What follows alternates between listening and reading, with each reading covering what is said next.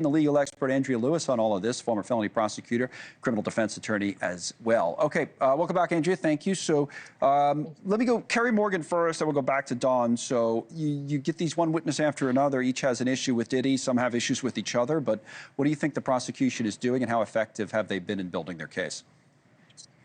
They've been very effective. And really what they've done here is they did an excellent job really taking their time with Cassie. So they had her walk through just systematically, tell me what would happen here, repeatedly talking about the violence and coercion and what he would make her do. And then, of course, we saw the cross-examination, which called the various aspects of her testimony into question. So what they did with these recent witnesses, these women who are really not a part of Cassie's life. They're one of them's testified, I don't even talk to her anymore. I was a former friend.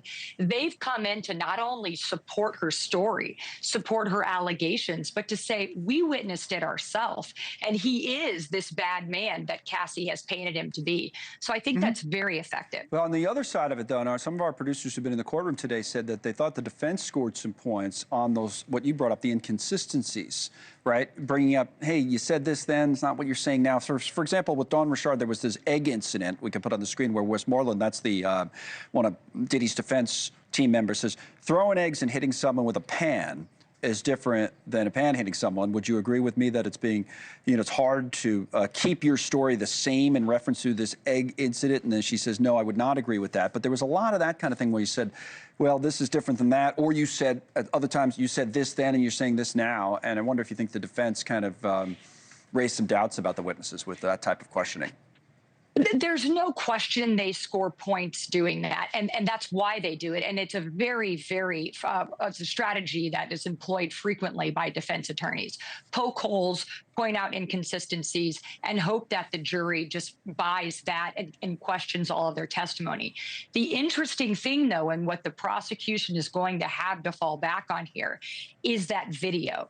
If there was any hesitation when the jury, if they're wavering by any stretch of the imagination, play the video. If you want to see what he's capable of, watch it for yourself. But that's not necessarily, that brings me back to that tweet I showed. The reason I showed that tweet, it's just a random person weighing in, but it's a good point in some ways. It's like, are we talking about the charges, right? Are we talking about what he's actually charged with versus the horrible things that most people agree he probably did, right? You could say, oh, bad guy, but did he do, is he guilty of the actual crime? And what would you say about that?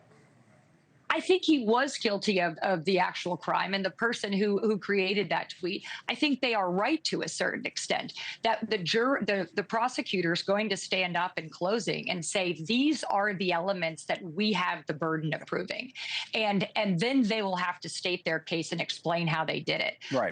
But I think we have to acknowledge here that the videos and the testimony is certainly going to weigh into how the jury analyzes that evidence. More in our next hour of coverage. Thank you, Andrea. Andrea Lewis. After this break, though, just one. Thank you for watching. Subscribe below and download our NewsNation app right now on your phone, and you will get fact-based, unbiased news for all Americans.